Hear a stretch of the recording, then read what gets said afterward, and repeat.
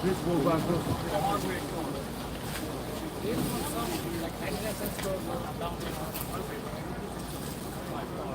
Check.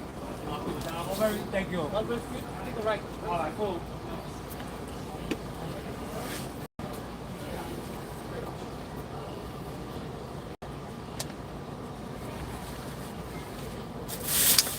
We're going to listen to this interview uncut, unlike everything else that's going on out there, where it's cut all over the place. It's disturbing how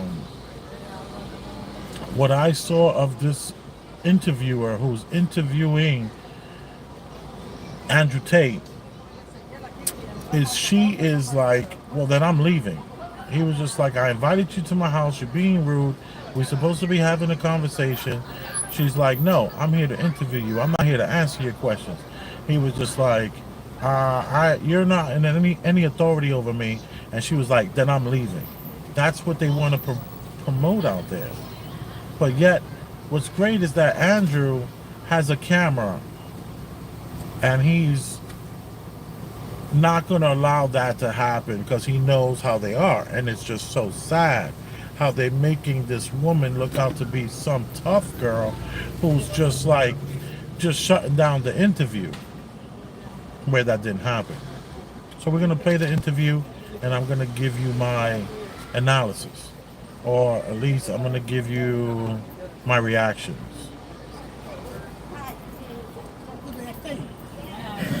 The material is going to be published on television, radio, online. Perfect. We are doing an interview with you because you're facing some very serious allegations. Correct. Rape, human trafficking. Yep. And also because there's a great deal of concern about the things you say and the impact that they have on young people, on women. I don't think the concern is about the things I say. I think the concern is for the level of influence I have and the reach I have. I would argue that a lot of the things that are already out there inside of the legacy media and the matrix as a whole are far more damaging than the things I say. Concern about the influence you have being a harmful influence, but let's start with the allegations. Not necessarily a harmful influence. The fact that I'm massively influential over the youth, and I understand that. But it's my influence as a whole which people are afraid of, not necessarily the things I say. Let's start with the allegations. Have you raped anybody? Absolutely not. Have you trafficked anybody? Absolutely not. Exploited any women for Absolutely money? not. But you have admitted using emotional manipulation to get women to work in the webcam industry for you. No. Firstly, let's begin. Let's start at the beginning. I'm facing charges. The first one you mentioned, the rape one's already been thrown out by a judge. There's no evidence of it. Secondly, it's very difficult for me to sit here and have a very frank and honest conversation with you while we're in the territory of Romania about a legal case that's going on within Romania. I have to protect myself. I've agreed to do an interview with you, and I want to be as honest with you as possible. But I can't incriminate myself in any way. I have to be very careful with what I talk about. There are no charges yet. Correct, there are no The judge charges. has said that There are no charges, evidence and I've agreed to speak to you, but I have to be as honest and frank as I can while also protecting myself and following my legal counsel. So let's talk about what you've said yourself then. You have said on the website, for your original website for the Hustlers University, that you emotionally manipulated women to fall in love with you so that you could get them working in the sex industry for your financial gain. As I said, I have to be very careful with what I say, but let's put it this way. No women are coming out against me and accusing me of doing it. Yes, they are. No, they're not. Yes, they are. No, they're not. Who? There's testimony from the current investigation. The current investigation, which I women cannot discuss, which I know intimately and you don't, I can tell you right now that the women who are in this case file, there are 2 American women who have been caught already admitting they're lying, and then nobody else is accusing me of anything. To begin with, it's very common in cases like this that the alleged victims do not always see themselves as victims. Well, that's very interesting. It's actually extremely interesting because if I was a matrix-controlled organization and my goal was to slander somebody and try and destroy their name, you're telling me that they've chosen a crime which, one, is heinous, of course, because it damages the person's credibility, and 2, you're saying that even if everyone else involved, if you have 5 people and everyone's sitting there saying, no, nobody's hurt anybody, We like Andrew. We've all worked together. We're friends, etc. That's not what everybody's saying. Let me read you some of the testimony from the current investigation. Can I finish this? One of the witnesses said... Can I finish this? You're not answering the question I asked you. You're not answering the question I asked you. I am answering the question. You're saying the people who are involved in this, even if they say they're not victims, that they're still going to try and attack me and pretend they're victims. Treated as victims by the case that's ongoing. And not all of them. So she's telling Andrew that there are women that are claiming not to be victims and that he did not do anything to them should be looked at as some sort of victim. Like these women are saying, like I guess women, there's a bunch of women suffering from, how do we call it, Patty Hearst syndrome.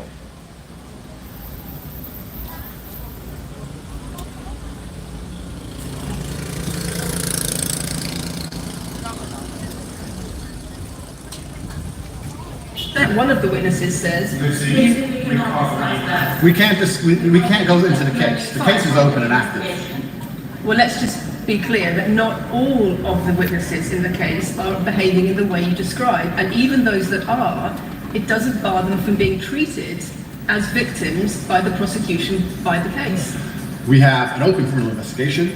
I am absolutely not really sure I'll be found innocent. I know the case better than you. I know it intimately and you don't. I have seen all the criminal files and the evidence against me and you haven't. I know the truth of what happened and you don't. And I'm telling you absolutely not really, I've never hurt anybody, that the case that's been put against me is completely and utterly fabricated, and I'm never going to be found guilty of anything. And it's very difficult for me to answer your in-depth questions because we're sitting here inside of the territory of Romania. I am beholden to the Romanian legal system, and I'm not going to incriminate myself because you're trying to probe me. You are wrong, and we're going to have to accept that for now and talk about something else. Let me read you then what you have said about what you have done. Sure. You have said, my job was to meet a girl, go on a few dates, sleep with her, get her to fall in love with me to the point where she'd do anything I say, and then get her on webcam so we could become rich together. I don't think that's what I personally said. I think that's exactly what no, you said. That's no, I've never said that. That's something that you found on the internet. Doesn't mean I've said it. And again, once again, if any female on the planet has a problem with me, I strongly recommend her to go to the police and try and pursue me for criminal charges. It's actually very interesting that me, one of the most famous people in the world, who's been vilified by the legacy media and places all over the internet, while everyone has attacked me from every single angle, while federal agencies from multiple countries have called over 2,000 women who know me, we stand here with 0 new accusations since my arrest. 0. If you took any famous person, any man of substantial wealth, and you called 2,000 women who knew him, they'd find an ex-girlfriend is upset, somebody who wants money who's upset. They called 2,000 people who knew me and could not find a single woman to make a new complaint. The only complaints they have against me are the initial complaints, which we can prove are lies, and that's where it stands. So I'm not going to sit here and allow you to pretend that I'm some kind of evil predator, when actually I'd argue the fact that people who've been investigated to the level I've been investigated to, if you were to take the average man on the street and investigate his entire life for 14 months, call everyone who's ever known him, and vilify him in the media, and encourage people to come forward for money, and you try to contact every ex-girlfriend that's ever had. Would come forward and accuse those people of rape and accuse those people. I think that you would have a lot more. I think you would have a lot more flack than I've got. I'm actually such a nice person that I've never had anyone come. The BBC has spoken to somebody since your arrest who says exactly those things. That with you, it's all manipulation. There's an ulterior. Is this Sophie? Everything. Is this Sophie? Oh, Sophie, the fake name, no face, no one. Okay, so Sophie is this woman who showed up on camera wearing a mask and disguising her voice, who was interviewed by the BBC and said a bunch of things about Andrew and his brother and his organization. Basically regurgitating a lot of the shorts that are out on TikTok and YouTube. Let's continue. Wanting to please him and wanting him to be happy, that I was just kind of, yeah, okay, do whatever you want. And what is she accused? Has she accused me of a crime, this imaginary Sophie? She's making the point that there is Has she accused me of a crime? Emotional or psychological manipulation. I've asked you a question and I've allowed you into my house. Okay, so the reporter's trying to say that this Sophie has suffered psychological manipulation because, of course, she's not going to accuse him of a crime, so she must be suffering from some sort of Patty Hearst syndrome.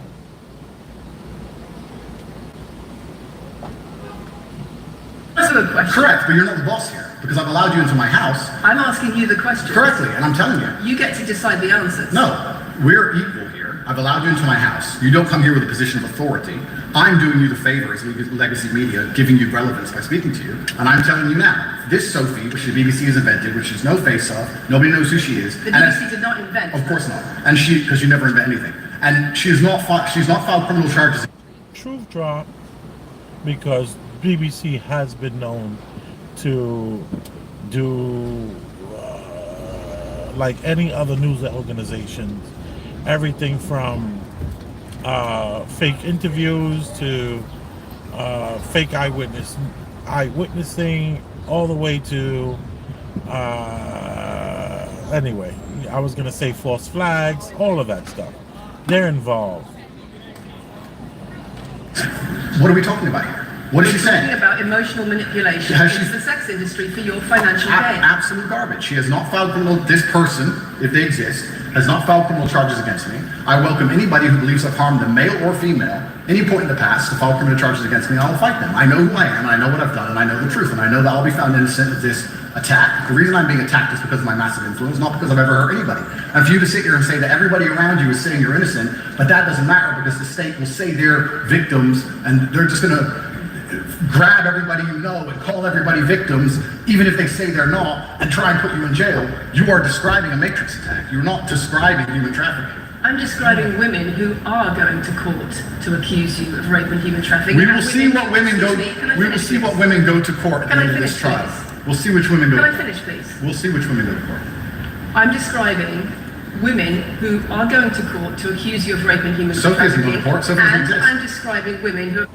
If there were women that were going to court, they would not have to let him go. The Romanian court was able to ask for 30 days at a time so they can gather evidence. He spent 120 days. They couldn't gather evidence. So this BBC reporter who's saying there are women who are going to be testifying in court is disingenuous, to say the least. By BBC at length, Sophie doesn't exist. and other media organisations about what they say is emotional manipulation, coercion, and I'm quoting back to you your own words where you describe. They're not my words. Coercion. They're words you found. They're words you found on the internet, and Sophie doesn't exist. On your so let's website, move on to the next subject. in your voice. Move on to the next subject. No, I think I'll stick on this one for a minute. So there's other places in that same website where you say you get girls to fall in love with you and they do it because they love you, because they want to do what you say. Convincing women to take part in some kind of business arrangement doesn't work long term because they're emotional. You've got to get them to fall in love with you. Once again, coercion, that's emotion. All of this is true. Andrew Tate used to have a website, I've talked about this before, where he would say, if you have a girlfriend that's willing to do, this is before OnlyFans, okay? If you have a girlfriend that's willing to do cam work, where she's sitting in front of a camera and she's doing everything from talking to typing with men and possible women, but women are really cheap, they don't really do that. Not enough where you can survive, but if you can get these men, you can get your girlfriend to be willing to go in the other room and maybe pull out a couple of toys, and if she was so inclined to make the toys disappear. And what he was encouraging men was to make sure that they were the ones that were talking to the girls. He didn't want the girls to be typing to the men, he says, because the women don't know what to say. And he was encouraging men to type to their girls and type to the men on the line, and that'll be your job. Her job is to work the camera and look beautiful and insert toys, and your job will be to gather as much of these men to pay as much as they can. And he did say that it works best if it's your girlfriend. So she's trying to say you get the girl to fall in love with you as if he's running around looking for women to fall in love with him. No, what he was telling men with his Loverboy website was that if she loves you already and she's your girlfriend, it's better for you to do that than try to go into business with a woman, because women are the worst business partners, was his, I'm paraphrasing, of course. Let's continue.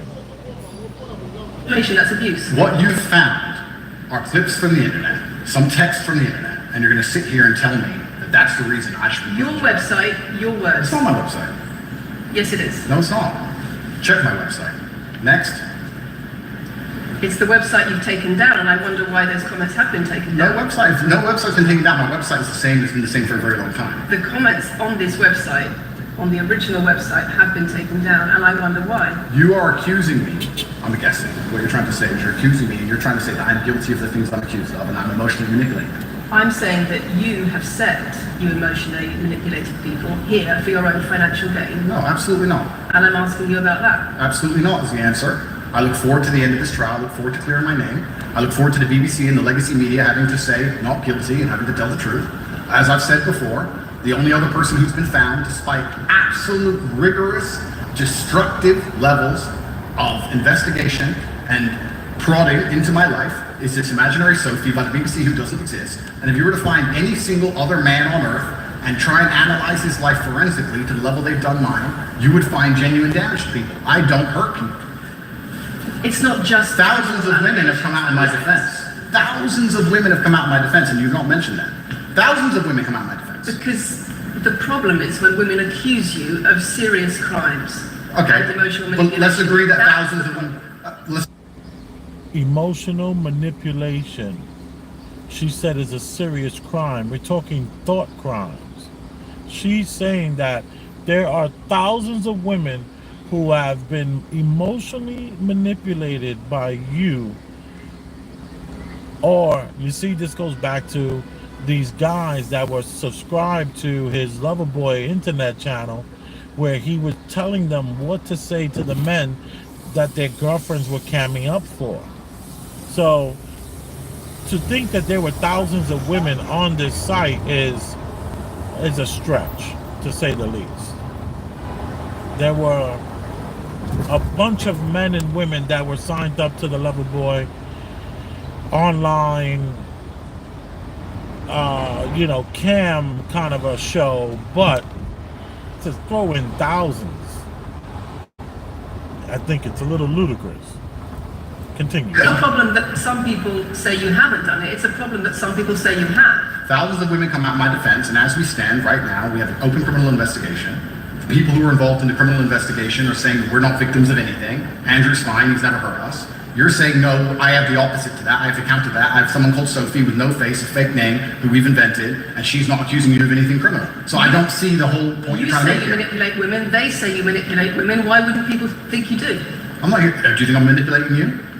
I'm asking you about the testimony you've given on your website and the testimony you've printed something off that you found on Reddit, and you're going to sit here and say that makes me a bad person. I'm saying that you should know better as a journalist and do some proper journalism.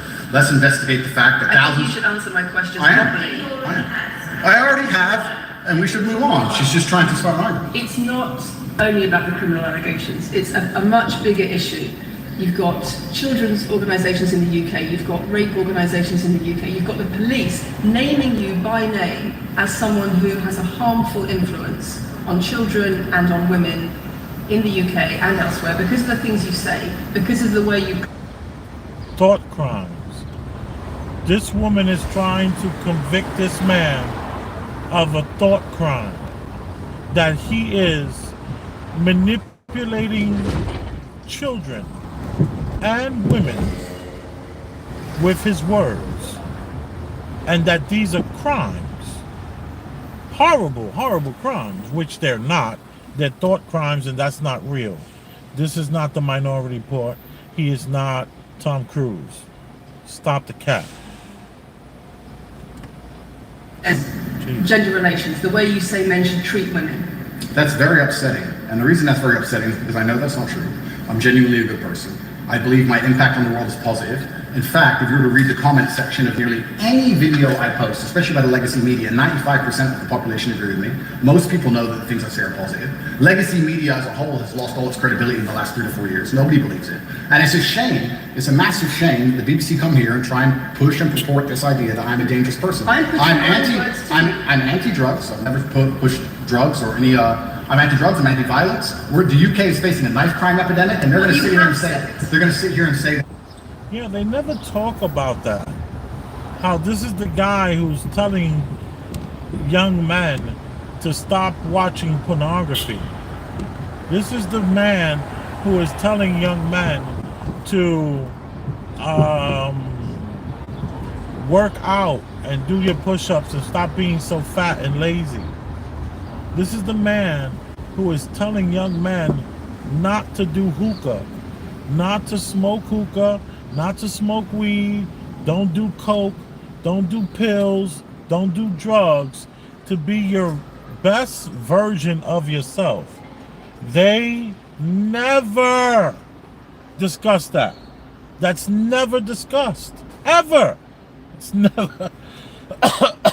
It is never discussed.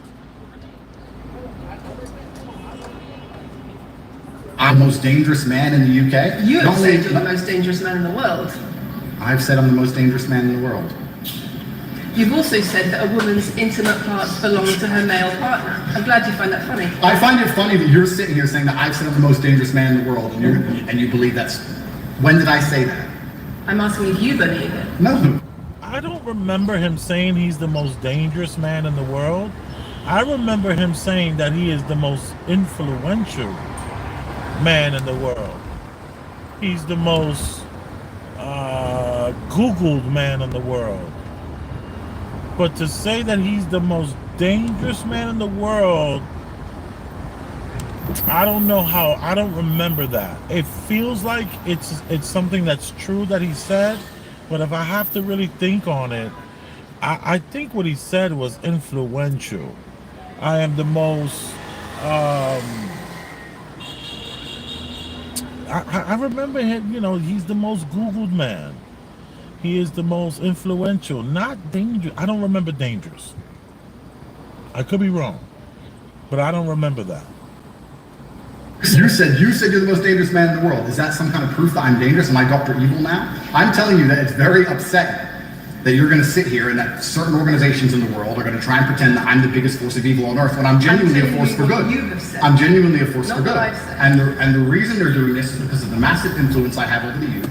And they don't like that I'm telling the youth to think outside of the matrix and ignore things like the BBC, which come here with loaded questions and false narratives and try and paint innocent people as guilty. You said women's intimate parts belong to their male partner. I said that if a woman marries a man, she takes his last name and traditionally the man gives her away. I've been pushing traditional religious beliefs because I'm a religious man, and traditional beliefs in regards to marriage, which everybody accepted 10 to 15 years ago. So that's not a crazy conspiracy theory.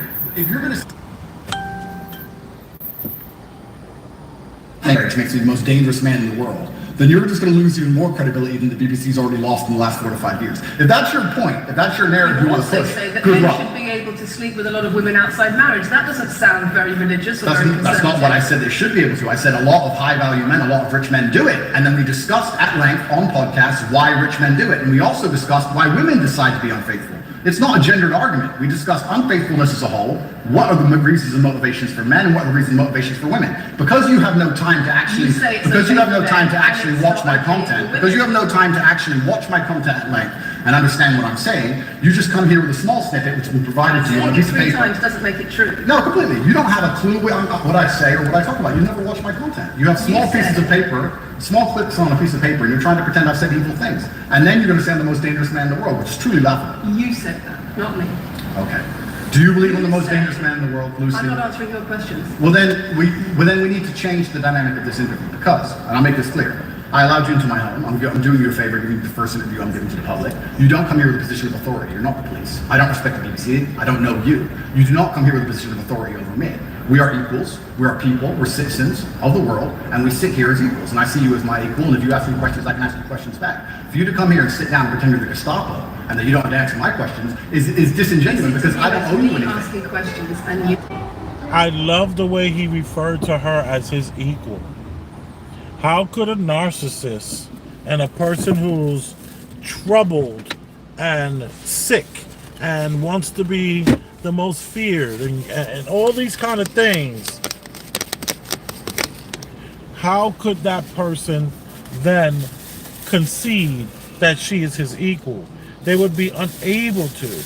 I think you can get a third year psychologist major to totally confirm that he would not be able to.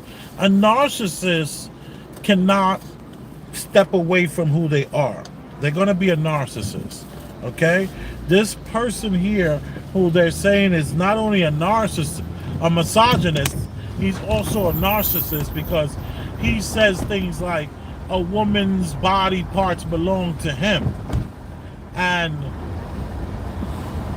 I know that I have been intimate with my wife, and I've said things like, whose is this? And I start to get the pulling hair and spanking butts, and she gets to saying things like, it's yours, daddy, this is yours. And she'll name off the body part that she's referring to. And I am no narcissist. I am no misogynist. So a lot of these things that he's saying is from, it's said in jest. It's said on a podcast at 3 o'clock in the morning. It's said at the proverbial round table, in the locker room, so to speak. It's not ideology. It's not what he stands for. It's not what you stand for. When I smack my wife on her butt and I say, tell daddy whose is this, has nothing to do with my principles.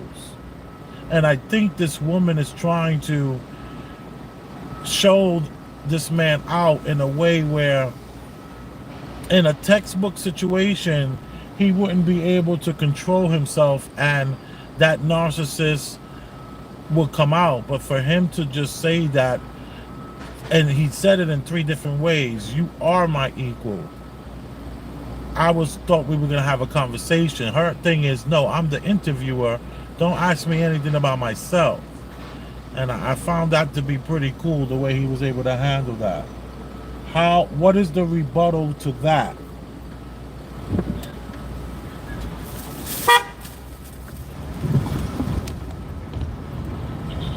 I don't owe, no, this is a conversation, and I don't owe you any degree of authority over me. So let's make that clear. And that doesn't matter if you're a man or a woman or from the BBC or the CNN. I'm here to answer your questions and be honest with you and do you a favor. And I'm doing you a favor. But you come here with loaded questions, you're trying to paint a narrative of me which is negative. I'm asking you, and that's fine. You said that people are concerned about us. And that's fine, but you're not going to sit here and say you don't answer my questions because you're not above me. You know, she keeps saying about the things that he said, and it's like a lot of these things on these podcasts that have now been moved on to TikTok and YouTube Shorts cannot be considered something you said, especially with AI and ChatGPT and just different ways of editing something, doesn't quite. And then for them to say that, and then for them to appear the way they appeared that the interview went, and putting that narrative out there, really shows a true lack of respect, a true lack of professionalism. And I see that once again, radio and news are dinosaurs and they just don't see what's coming. You know, they're like, I always say that, you know, these dinosaurs were grazing and eating and fighting and living, and putting out dinosaur babies all around the earth. And for like 100 years, they saw this beautiful, shiny, sparkly star. And the star just got closer and closer. And eventually, this star smacked right into the earth and wiped them out. So my whole point is, like, radio really needs to see that what they're putting out there, and TV and news, they need to see that it's over for them. Like, we know you're gonna clip it. You see, Andrew put a camera out there, and I'm sure they knew the camera was there, and he recorded the whole interview. But they're so comfortable in their grazing and their eating and their fighting and their creating of whatever it is that they've been doing for the last 80 years. They've lost sight of what's happening now, and that is no one is going to trust them. No one is going to believe in them. If we don't see the whole thing edited from the beginning to the end, then we're not going to deal with you. And the little bit of people like my father and his generation that still believe in everything that the news says, but still believes that the worst air pollution happened between June 6th and June 8th in New York City, then, you have a lot of growing up to do, when it comes to the fall, because between June 3rd and June 8th, we had the fires from Canada that came down here all over the city, covered the city, and it was supposed to be like the worst air that we've ever had to breathe in. Can you please stop? Like, seriously, stop it. I've been to Arizona a couple of times. I've been to South Dakota a couple of times. I've been to Nevada a couple of times. I've been to places where they had, designated burns, where you couldn't see the sky, and the whole place was covered in smoke, and all your pictures came out smoky because they were doing all these controlled burns all around these states. And it's not a big deal. Stop the cap. The worst. This is the worst air quality in New York since 9/11. You need to stay at home and don't go anywhere. Stop it. Please stop it. Let's continue. This is also not supposed to be a third degree, it's supposed to be a conversation. Absolutely. Well, it would help if you answered the question. I've answered every question so far. Let me ask another question. Sure. You have said that a woman's intimate parts belong to her male partner, and if she goes on OnlyFans, he is entitled to a cut of her income.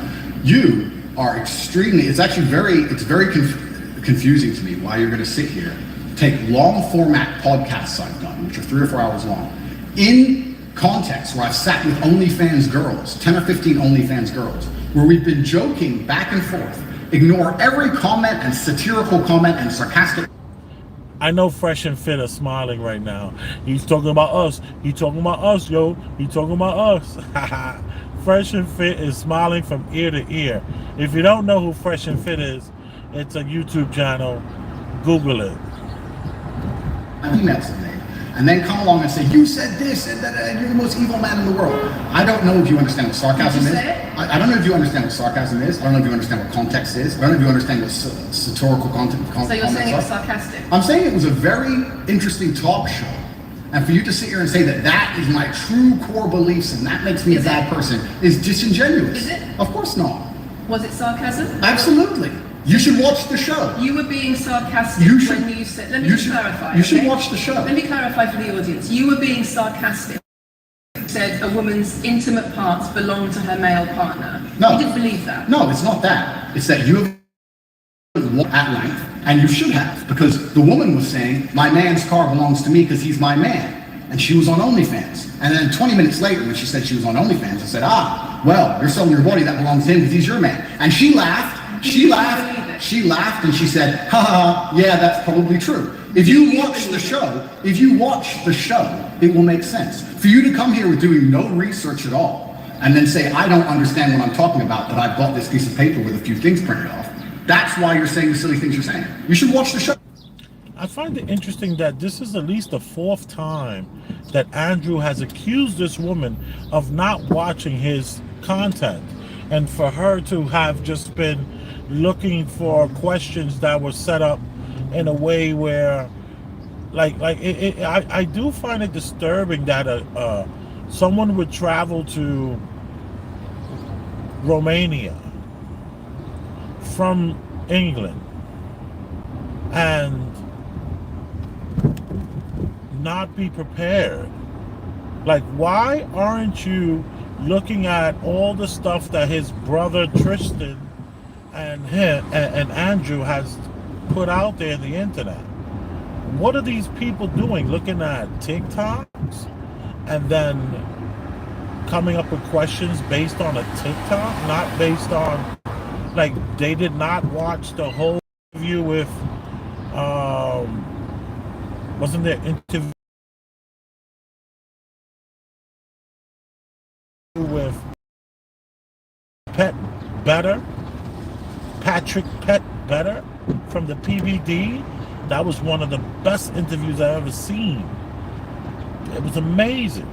And you're gonna tell me that you didn't watch these things? You didn't do the work?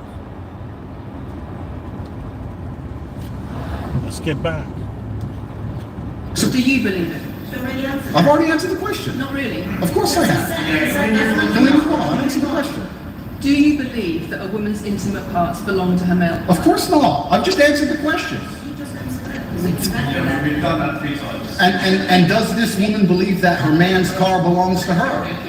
It's not a gendered argument. I really think that it's genuinely sad that when the BBC has a chance to finally interview me at the end of all this Matrix attack, that they don't come here with any kind of genuine openness to try and understand my influence over the world, or the things I push, or what I'm trying to teach the world, or why I'm a good influence on the world, because I am a massively good influence. Instead, they come here with pieces of paper, with printed out excerpts from 5-year-old podcasts, taken out of context, to attempt the same Matrix attack on me, which has been attempted endlessly. Every single person in Legacy Media has already tried this, and it doesn't work. I encourage you to read the comment section on YouTube, when this goes on YouTube, and you'll see that nobody believes a word you're saying. The reason we're asking you about these comments is because we've got the chief executive of Rape Crisis naming you individually as spreading a dangerous ideology of misogynistic rape culture. Absolute. It's the comments you make that are leading people to say things like absolute garbage. National organization. Wow. Andrew Tate is pushing rape culture. This is a man that's telling young men to have a wife and to pray to God and to be the best version of yourself. And if a chick doesn't want you and she's not interested in you, then move on to the next chick. Don't get caught up and stuck. Wow. I mean, this is crazy. I mean, this is absolutely fine to imagine that what he refers to as the Matrix is coming at him from so many angles, and you start to just say to yourself, like, is it even safe to step outside? It's just amazing how this system is terrified of men with voices. Men, terrifying.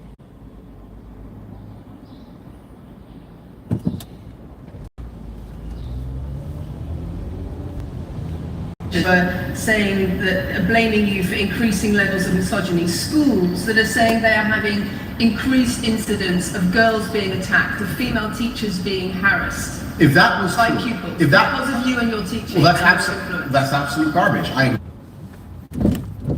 Now she's saying that there are pupils of his. Mind you, it's like $49 a month for his master class.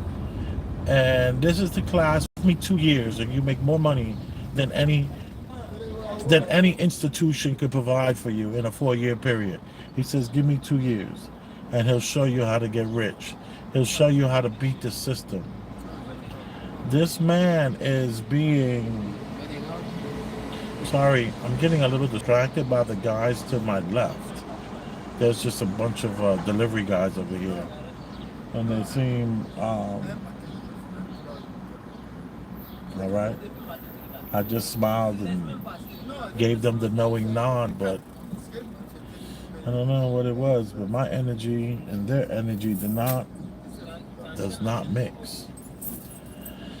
Anyway, I digress from that. She's just basically saying that all these different outlets of people they're all accusing this man of horrendous things. You telling me that young men are hitting their teachers and being violent because they are members to your masterclass? Is there any evidence of this? Any proof of this? This sounds like this woman is incompetent. Forget about being disingenuous and a straight up lying B and a bit of a C. This woman is straight up incompetent.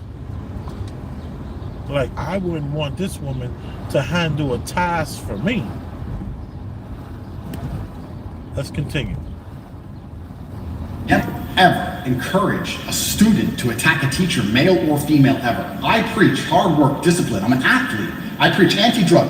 I preach religion. I preach no alcohol. I preach no knife crime. Every single problem with modern society, I'm against. I'm teaching young men to be disciplined, to be diligent, to listen, to train, to work hard, to be exactly like me, with no criminal record, never even yet charged in this 14-month Matrix investigation. And I'm saying that if men grew up like me, which are hardworking and diligent and some emotional control and stoic, we're gonna have a better society, not a worse society. To sit here and say that schools in England, which is a failing nation, which has knife crime going through the roof, violence going through the roof, men's mental health going through the roof, and they're going to all blame me because I appeared on the internet 1 year ago, is disingenuous. It's disingenuous. And also, financial success, correct, with a Bugatti and a cigar, but it comes with a side order of misogyny. How does having a Bugatti and a cigar come with misogyny?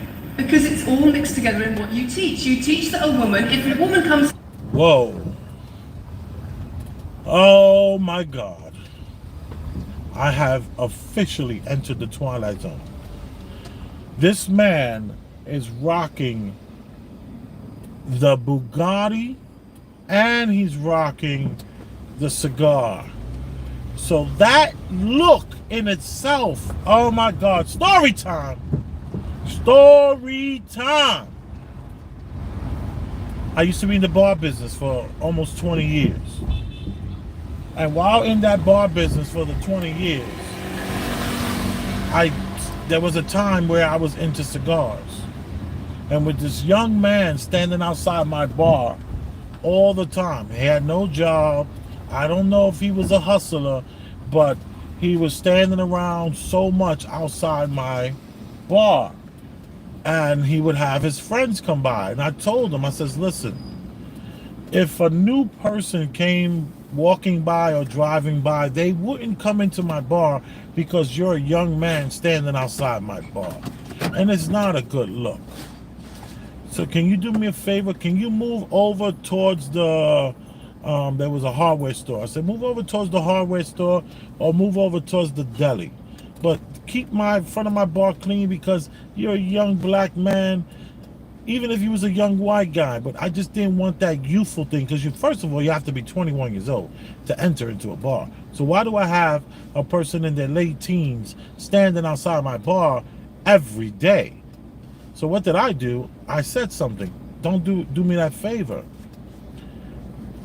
This young man had grown so much hatred towards me and so much vile and so much contentment for me that it was like he put himself in a position where it one night got very, very physical.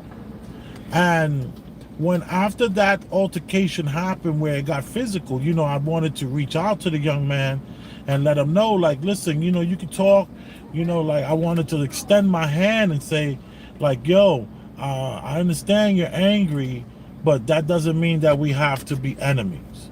You know, you were wrong. I checked that situation the best way I know how. And he wound up telling me and admitting to me, he says, you know, the truth is, when I was watching you standing outside smoking your cigars, you know, I used to just hate on you and just be like, who the hell does God think he is? And it just really, you know, it just wouldn't stop, and I just started hating on you. And you know, he apologized to me, and you know, I see him from time to time. He's a good guy. He's a father. You know, he takes care of it. He's a working man, blue collar guy. But when he was in his late teens, he festered this being hypnotized with jealousy in such a way that was just disturbing. And what this woman just said, that this man having a Bugatti and a cigar hanging out of his mouth or in his hand is perpetuating violence towards women. That in itself, and then, you know, he has the muscles, he has the physique, he has that bravado, and that bravado is what she's saying is the problem. That bravado is the violence. It's almost as it's totally villainizing the thought. It's totally legislating the thought into a crime. And that right there is really scary. When a person has that place in their mind of who you are, and that place is illegal, violence, criminal, they don't get to shake that off. They don't get to change their mind on that. They get to stay stuck in a world, especially in our today's world, where we can be anything we want to be, where we can have any gender we want. We can almost have carte blanche to lunacy, and are protected through laws that have been passed down. So this woman is part of that reality. So him referring to this as a matrix assault on him, oh my goodness, he's spot on. It truly, truly, truly, truly is a matrix assault. And I am terrified for the future if this is what's going on. Because yeah, I had a situation where somebody just hated the way I looked from me standing around smoking cigars, that they wanted to confront me and take. Well, you know what's interesting is that the person that I had that issue with, they couldn't see past their idea of me. They couldn't see that. They couldn't see past their idea of me. They could not get the evil or the hatred from out of their heart. They couldn't do it. They couldn't shake it off. And I think this woman that we have here is suffering from that same affliction, where her mind is made up about this person, and there's nothing he can do, nothing he can say that's going to change her from believing that his muscles, his bravado, his influence is violent. And he also said something really cool. He was like, look at England, you're going through a knife crisis right now, knife violence. Yo, everywhere you turn in England, somebody's getting stabbed every day. They are chopping people up with machetes because, you know, they don't have the guns. There's not like a United States of America. We have a huge gun crisis going on. Over there in Europe, they have a knife crisis where people get knifed up. There was just something the other day, I believe it was in France, where a man allegedly chopped up children in baby carriages, chased down parents and mothers, and people were trying to stop them. They were using book bags. They were throwing book bags at this guy. And I find that interesting because any park in France should have wine bottles. I would think there'll be wine bottles in the garbage cans. And why they didn't grab the garbage can and the wine bottles and put into work, you know. But that's a story for another day. Let's just quickly finish this because I have to meet with a client. And I don't want to do a part 2. So I'll sit here for another 5 minutes. because you of cheating, you should hit her with a machete, shove her off. Is that what I teach? That's what you say. No, if you actually watch the clip, you've it will be about the got- woman attacking me with a machete. As usual, you've not watched the video, taken it out of context, flipped it, and attempted to attack me with a small excerpt. Let me tell you something, Lucy. I'm sure you're a very nice person. I'm sure you're a fantastic person. But if I were to take everything you've ever said online and just take small excerpts out of context, I could make you look like a misogynist. I guarantee it. In fact, I might actually do that. And then you're going to sit here and say, oh shit, I'm a misogynist because my clips have been taken out of context. If you refuse to watch anything at length and understand it, then that's what's going to happen. The National Police Chiefs League for Violence Against Women, the NSPCC, Rape Crisis, Safer Schools, they are all naming you as being behind an epidemic of misogyny, even amongst primary school children. The idea that I made primary school children misogynistic because I own a nice car. Is that your argument? It's the misogyny that comes along with it. Oh, owning a nice car is misogynist. No, it's the Go on. misogyny that comes along with it. How does Oh misogyny come along with my it? God. Because you have an image of financial I'm glad you're answering my success. questions now. We finally got the You dynamic. have right. an image of Should financial answer my questions, success. actually should. Excuse me. You have an image of financial success, but it comes along with attitudes towards women that are really problematic. My attitudes towards women is that women should be protected and provided for, and I've said that at length. In fact, I've said that over 50. Oh my God. His success comes with that, oh my God. Oh my God, I'm sorry. I'm just flabbergasted. I'm totally flabbergasted by this reporter, this journalist. And I'm afraid to use that word because I don't believe she's a journalist in any way.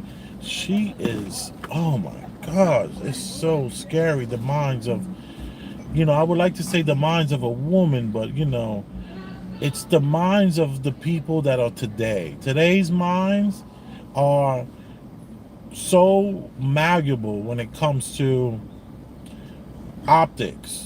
And I think this internet with, we have Instagram and we have Facebook and you have all these people pretending to be people that they're not, showing off their watches and their shoes and their socks and their food and the restaurants that they're going to and the flights that they're taking, and look at these seats. People really believe that bullshit when we all know these people are broke. They have no investments. The average American doesn't have $2,000 in his bank account. That's one of the things we do know.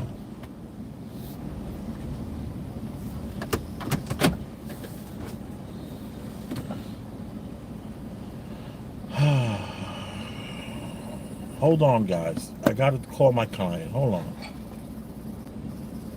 Give me a second.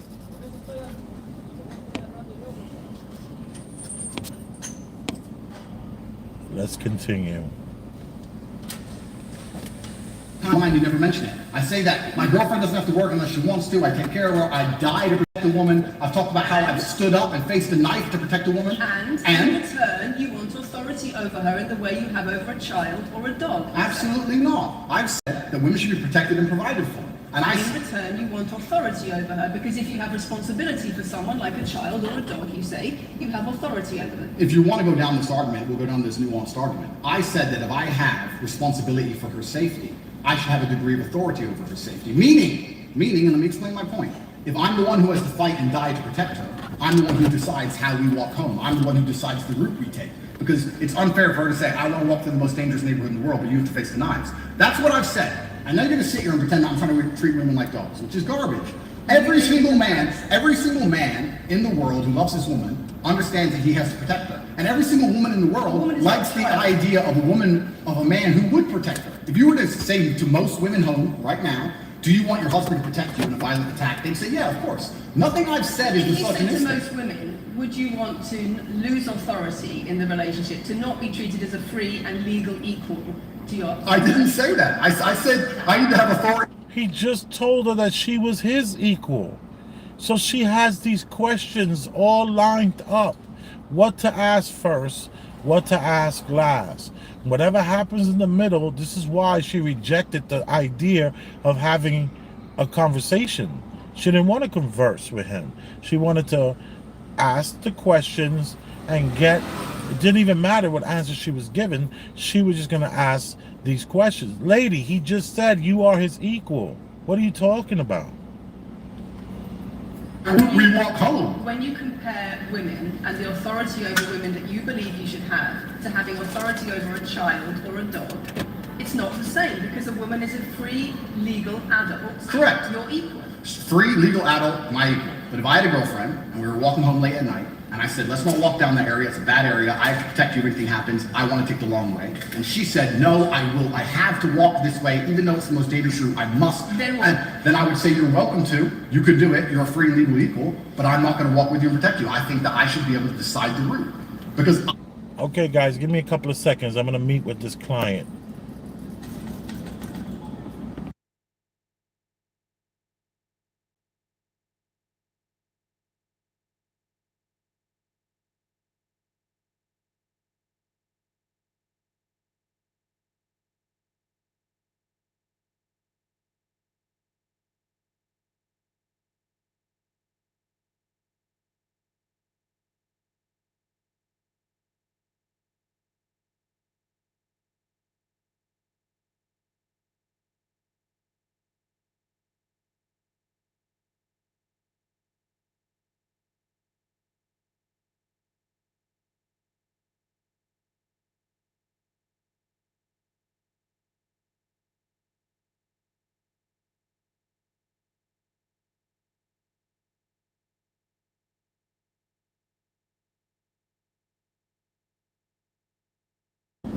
All right, I am back.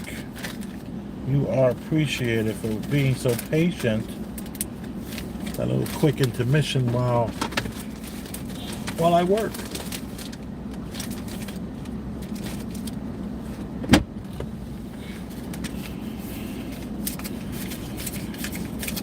Let's continue. Obligation.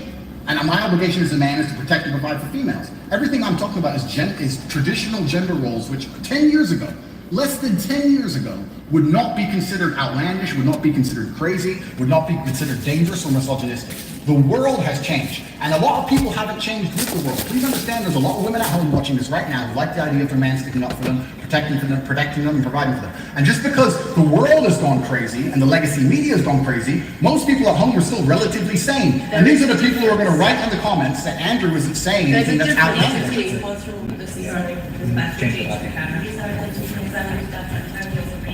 It's the whole world believes these things. I don't know why. Second slide. The companies that smile to shake your hands and they really want on the line excerpts from Black That's fine. That's fine. I'm having a nice conversation with you, so I'm enjoying it. So it's no problem. It's been fun so far. It's fine.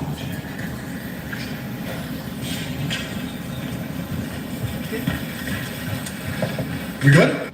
I think they were changing cameras, maybe the batteries to the cameras. This is the BBC. And in that interim of them changing cameras, he's like, I'm having fun. I'm having a good time. And then he's looking at the woman, giving her eye contact, like to let her know, like, yo, we're cool. You know, there's no issues. And let me just tell you, a true narcissist wouldn't be able to do that. They wouldn't be able to stay on page this long. She would have broken them already. The problem is that she's not dealing with a narcissist or the typical jock, you know, who he comes across as a big time jock who's a jerk and, you know, probably gives people wedgies and things like that. He comes across like that.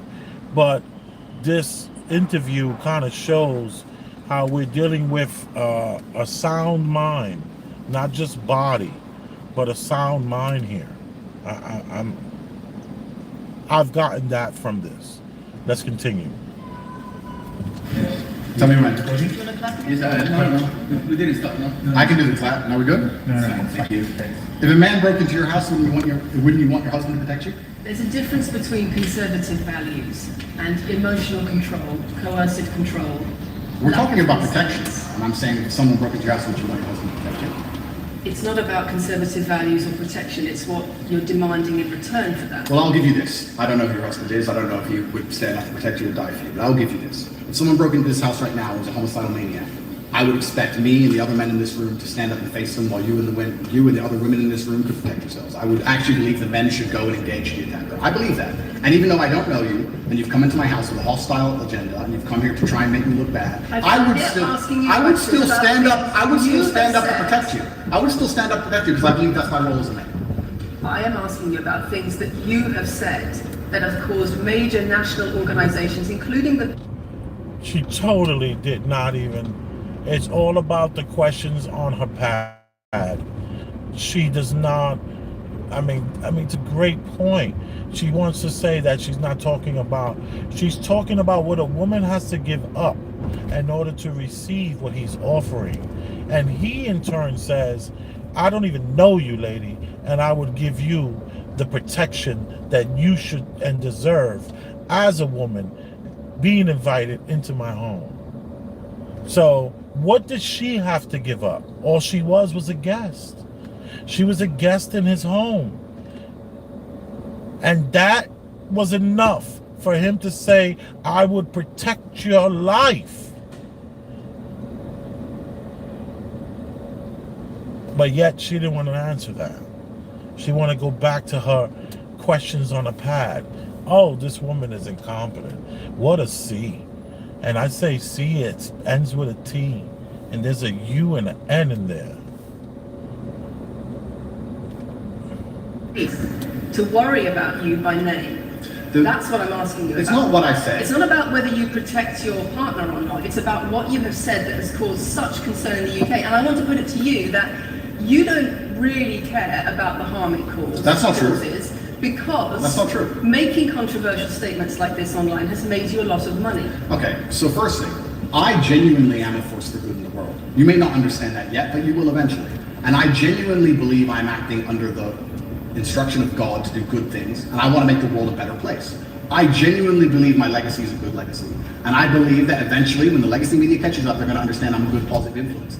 I'm not interested in damaging the world for money. Because if I was interested in damaging the world for money, I could have sold drugs. Or I could make rap music and encourage everyone to stab each other like all the drill artists do. Or you could make controversial statements online that attract a lot of followers who you then direct to your website. I could make... What controversial statements online is he making that's worse than his examples of selling drugs and drill music that talks and glorifies stabbing people, shooting people, throwing people off of windows, urinating on the graves of fallen ops, so to speak. Let's continue. Make jokes. Sure. I mean, I could make jokes online. Who doesn't? I mean, I could make a joke online. Are you saying that all the controversial things you've said are jokes? No, I'm saying that these organizations and the BBC are going to sit here and pretend that I am the face of damaging the youth. It's absolutely garbage. It's completely disingenuous. And the reason. I'm sorry. We have agreed to an interview where you are going to ask questions that are going to give us the opportunity to clarify some things. These are very loaded questions.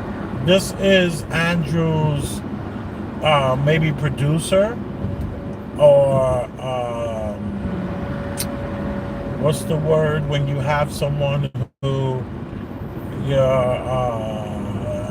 what's the word I'm looking for? It's you know, for your not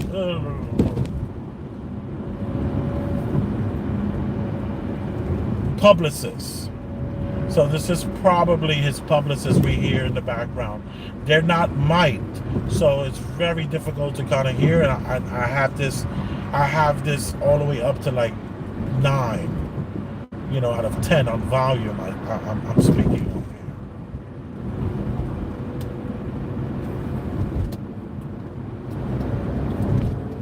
I'm sorry, I'm outrageous and I'm talking right now.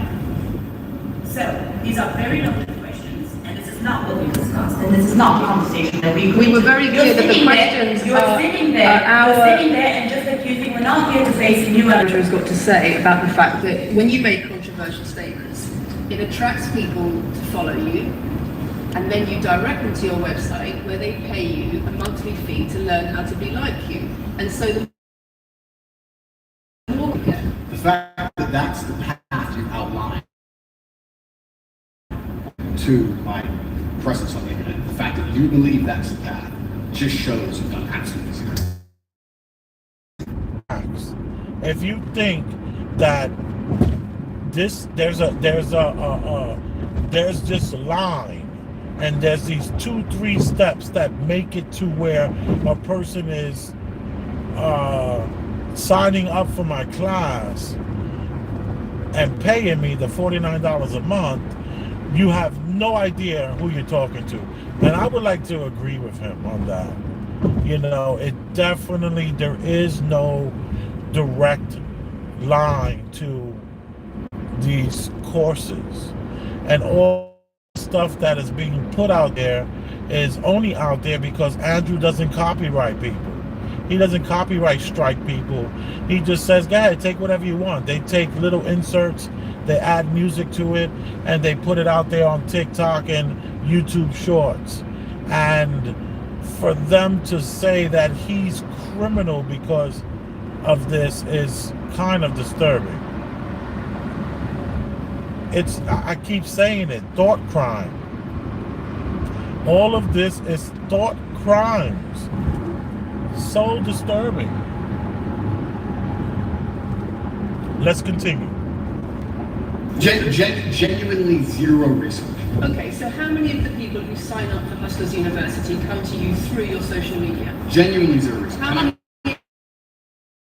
university to you through your social media where you direct them to the website? And Lucy, I encourage you to go out there and do some genuine research.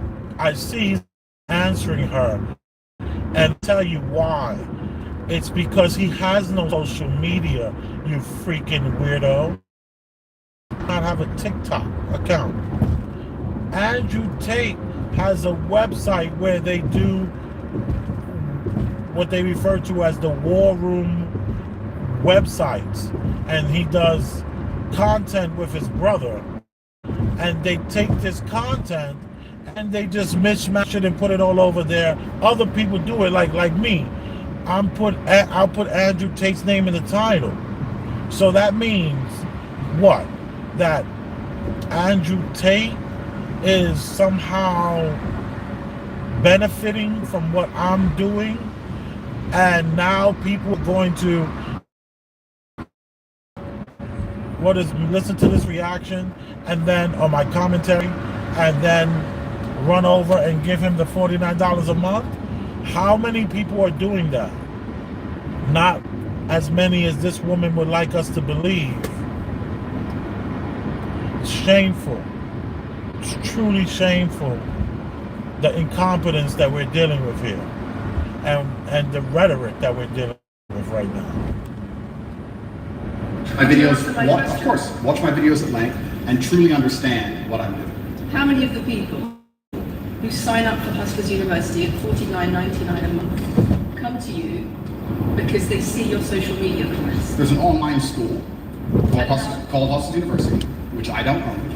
I influence for, along with many other influencers, and they sign up for your website, which I don't own.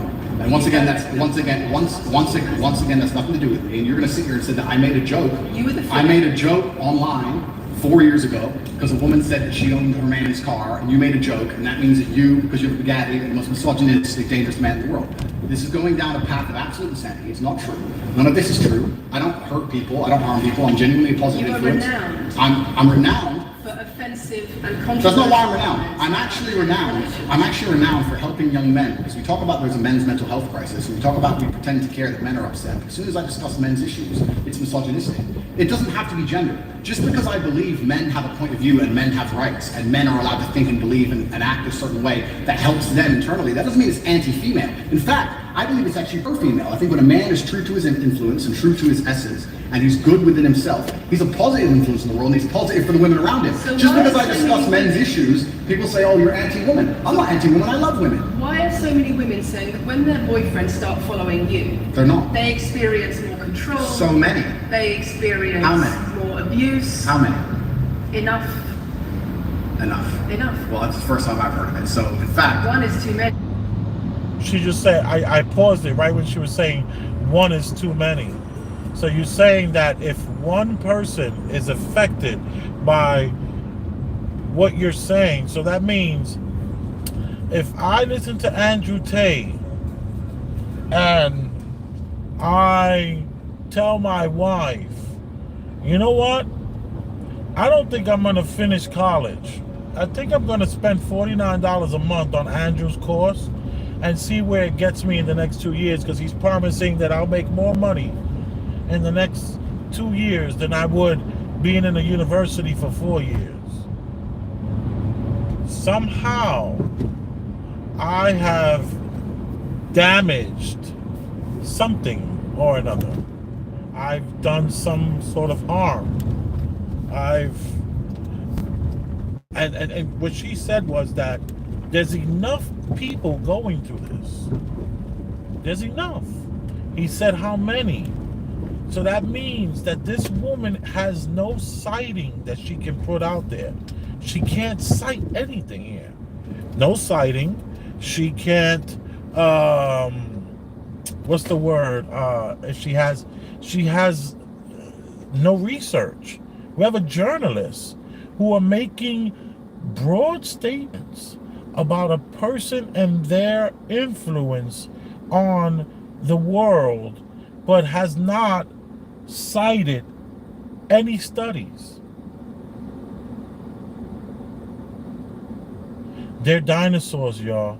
They don't even see that pretty star coming to smack right into them and change the whole world right from underneath their dumbass feet. This is journalism. This is shameful.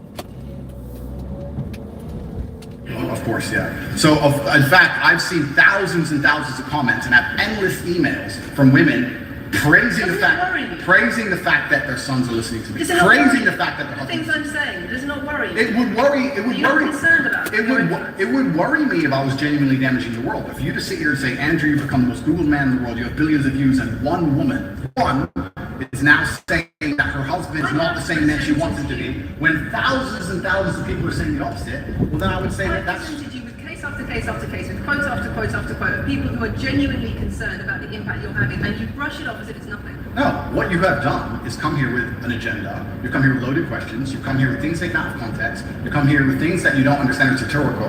And then you're going to also sit and say that one woman said that her boyfriend changed when he watched one of your videos. And then I don't know what you expect me to say to that. That's sarcastic and jokes. No. That's how you explain the comments you make. For you to sit down. Would you like to apologise for any? For you to sit down. For you to sit down.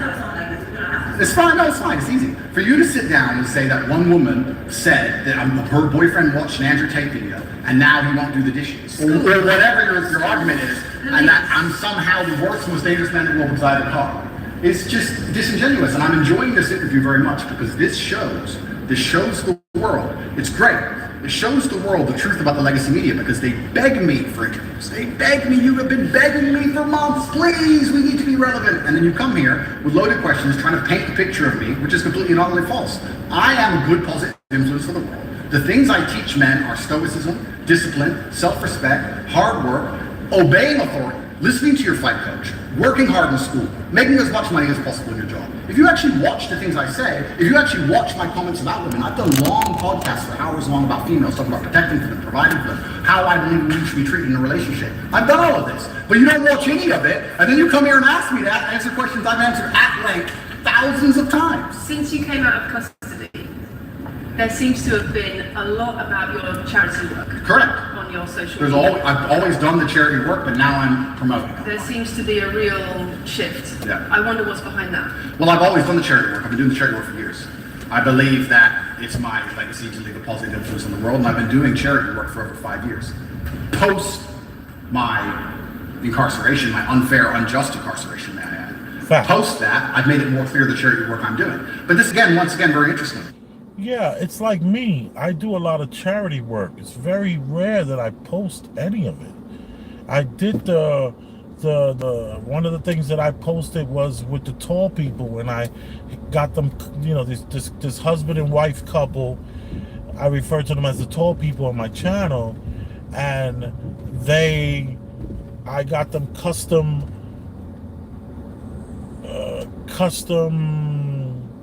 ponchos, so to speak, slash blankets. So one side was a blanket and the other side was waterproof tarp, because they were just out in the streets getting soaking wet. And I did that out of my own money. I had them custom made, by furniture, what do they call people that fix upholsters?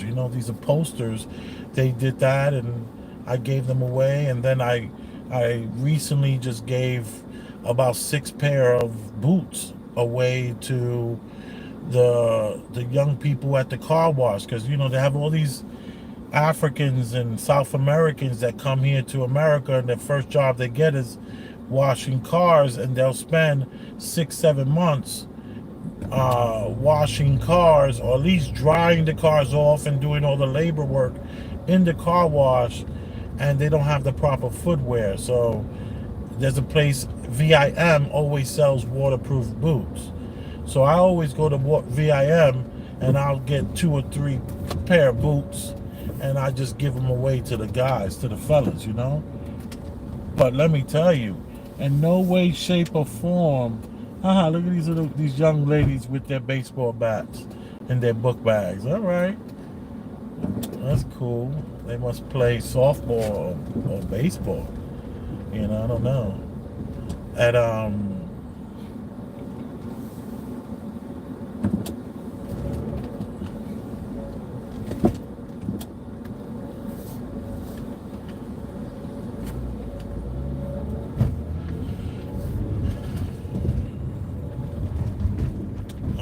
Let me just continue. I'm getting distracted. I spend $25 million a year feeding children. Male children.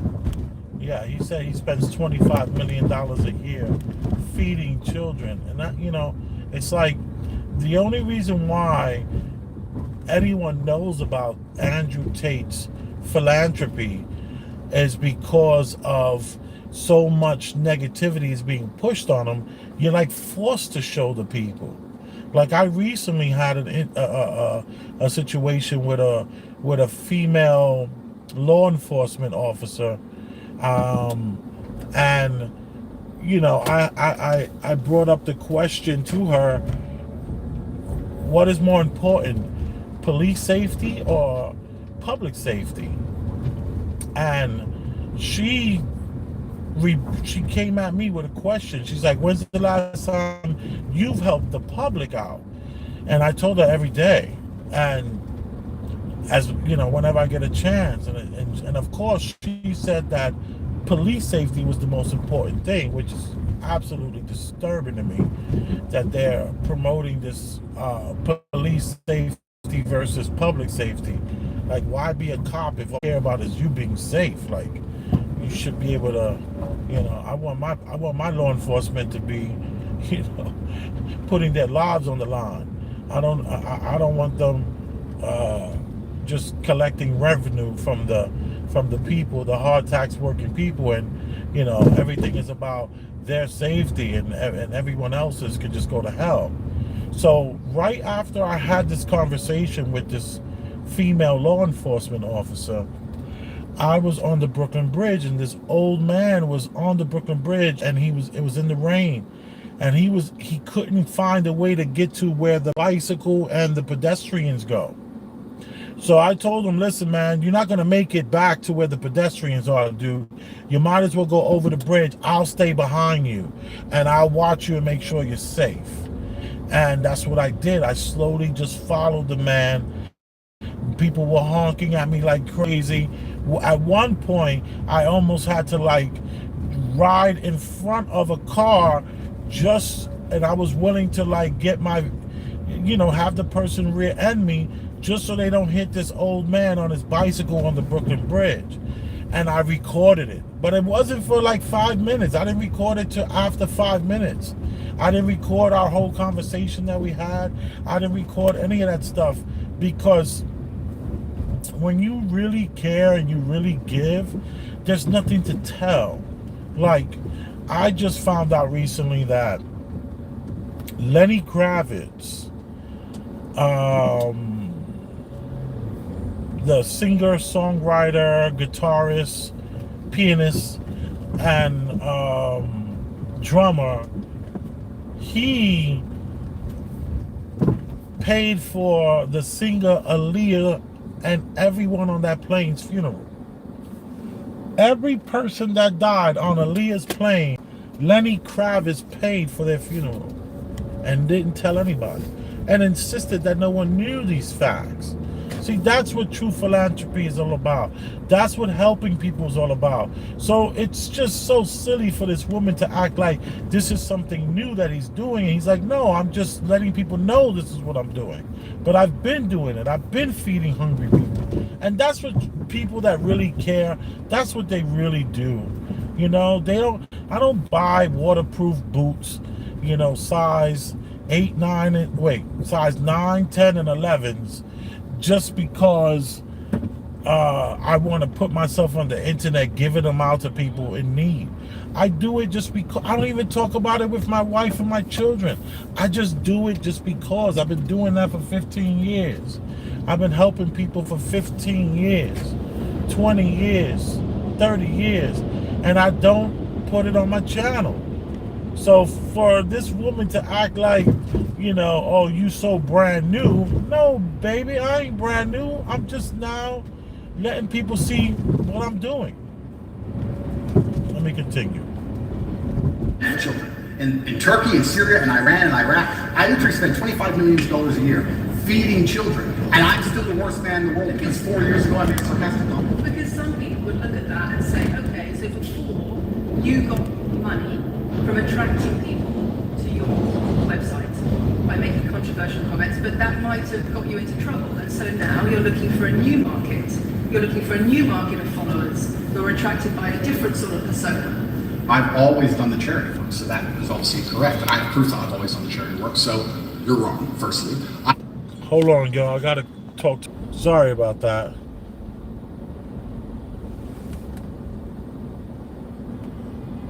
Let's continue. I believe you have a lot of wealth, you should help people, and I'm helping people.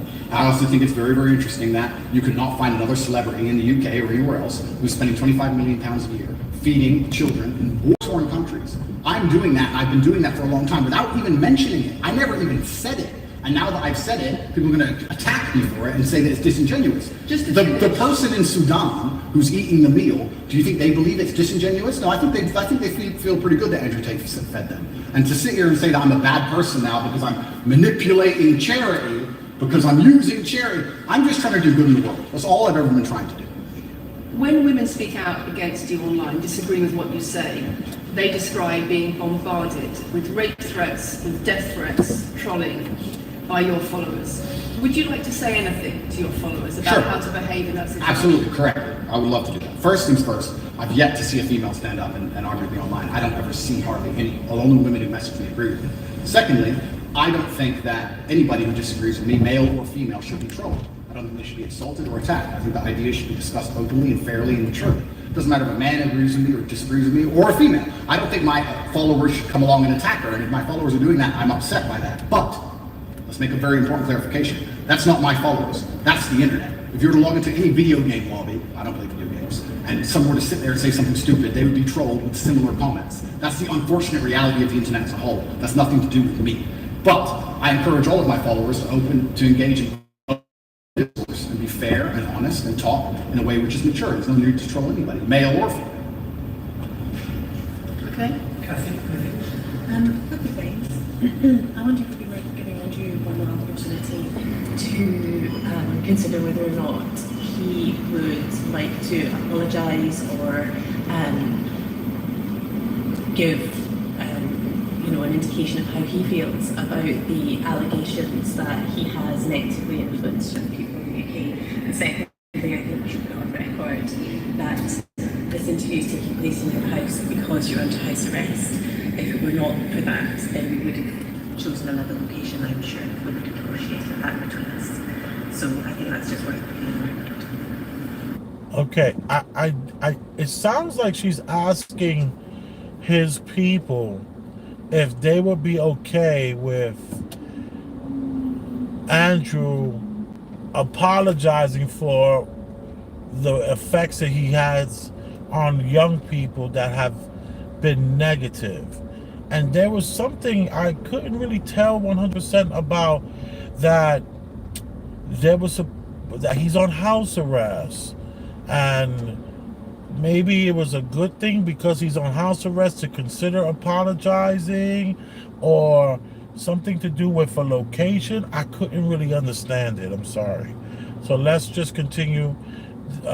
She was definitely not speaking to where we could have heard her.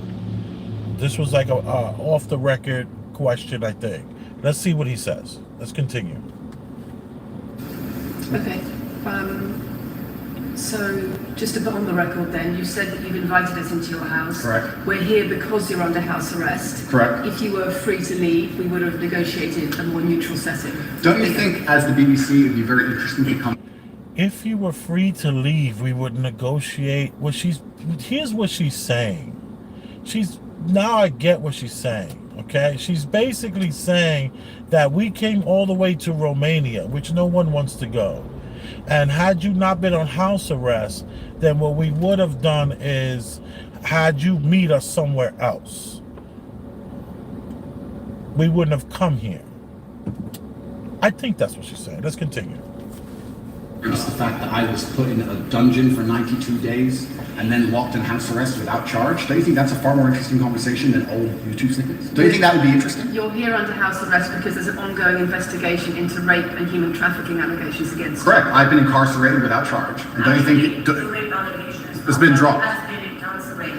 Correct. So I'm incarcerated without charge, and I think that would be a far more interesting conversation than, I guess, Julian Assange is incarcerated without charge, and nobody's interested in that either. So if you actually want to do some genuine journalism and investigation, we can talk about the fact that an innocent man who is yet to be charged with a crime has had his liberty deprived of him. And I think that would be a far more interesting angle than talking about me being the most dangerous man who walks out in the car. And this Yeah, because the questions that she's asking are just fluff questions that are there to break a man who is what they see as a narcissist, and they want him to flip out. They want to be kicked out of his house. They want him to throw something. They want him to jump up like R. Kelly did and said, "You're killing me, man. You're killing me, man." This is what they crave. And he's saying, don't you think it would have been better, instead of me apologizing for something I said on the internet, for us to have a whole discussion on the way I have been in jail for 120 days and the justice system still hasn't gotten any charges for me? Let's see what she says. Let's continue. about schools being very worried about your influence. Boys in primary school, or boys as young as 11 are quoting you at school, attacking girls, refusing to respect female teachers. Would you like to say anything about that? Okay, let me interject real quick. My son is 12 years old and he can talk about Andrew Tate. And you know what's the only thing he ever says is, he says, stop playing video games, do some push-ups. So my son walks around screaming, stop playing video games and do some push-ups. My son push-ups, and he still wants to go run and play video games. So Andrew Tate has not stopped my son from playing video games.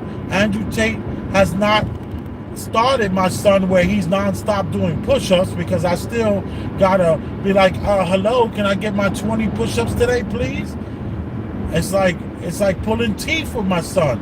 So I don't know what effects that Andrew has had on an 11-year-old, because my 12-year-old still wants to play video games and I still gotta motivate him to do the push-ups. He's not, and he knows a couple of Andrew Tate quotes. Let's continue. First things first, as I've repeatedly said, and the only reason I keep repeating is to ensure this interview will be edited. I am a positive force for the world. I teach the world discipline, male or female, of any age. And a lot of women listen to me as well. 40% of the people who listen to me are actually female. Secondly, I do understand with my massive influence, and I am now the one of the most influential people on the planet, that I do have to be slightly more careful with things I say. I'm not going to disagree with that. The idea that I said something 5 years ago on a video. What do you mean, being slightly more careful? I'll give you an example. Some of the jokes I made on the I would no longer make. Like what? Like the OnlyFans joke, the one you mentioned, repeatedly. And she said, "My man's car is my car." And then she said she did OnlyFans. And I said, "What do you sell on OnlyFans?" She said, "My tits." And I said, "Well, those are your man's tits." As a joke, ha ha ha. Everybody laughed. The fact that I could do that on a podcast 5 years ago and only got 300 views, now I understand I'm the most influential man on the face of the planet. I would be more careful with certain things I say. That doesn't mean the things I originally said were genuinely out to harm people. Do you really believe you're the most influential man on the face of the planet? I'm the most Googled person on the planet. Do you believe you're the most influential man on the face of the planet? I'm the most Googled man on the planet. I think we're done.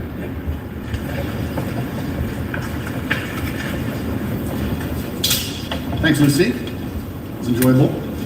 Nice to meet you.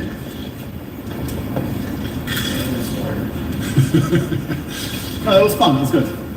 I enjoyed it.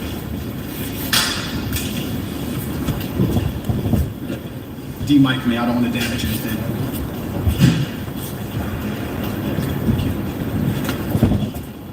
So the interview is over. Very nice to meet you. Thank you. Very nice to meet you. Goodbye. Very polite staff.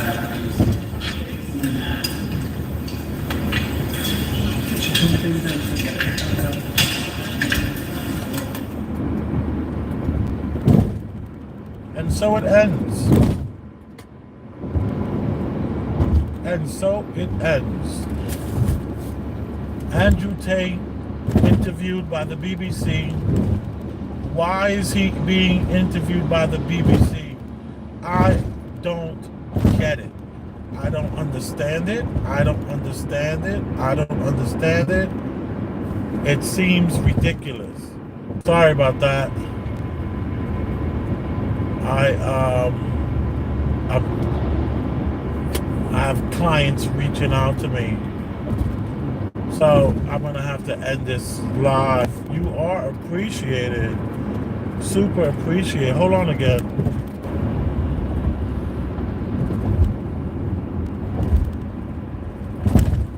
Yeah, so yeah, I just find it to be interesting. I just don't. Why is he doing these interviews? Like, I think he shouldn't do any interviews with anyone that's not internet. Like, you know, they're not going to spin a story in a healthy way. They're just not. They're going to spin a story in a very unhealthy way. They're going to have you in a very uncomfortable situation. And they're going to put words in your mouth and they're going to edit it so that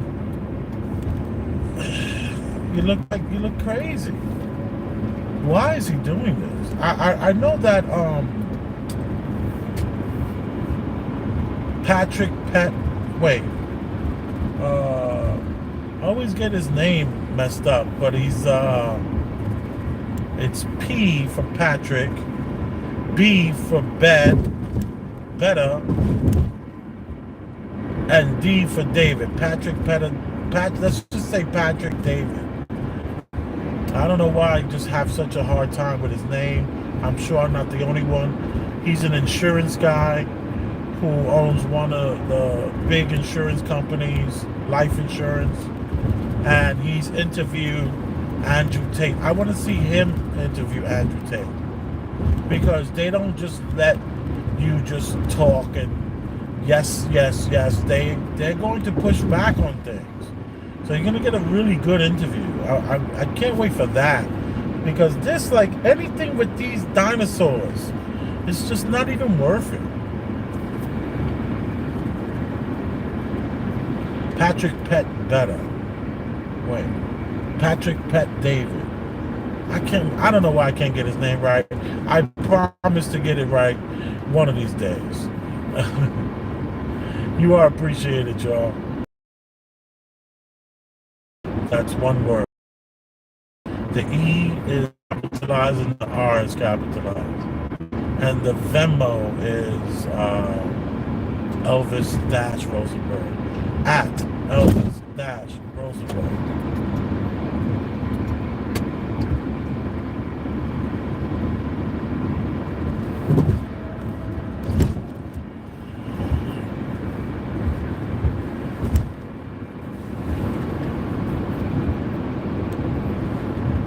We had a great show. What do you think?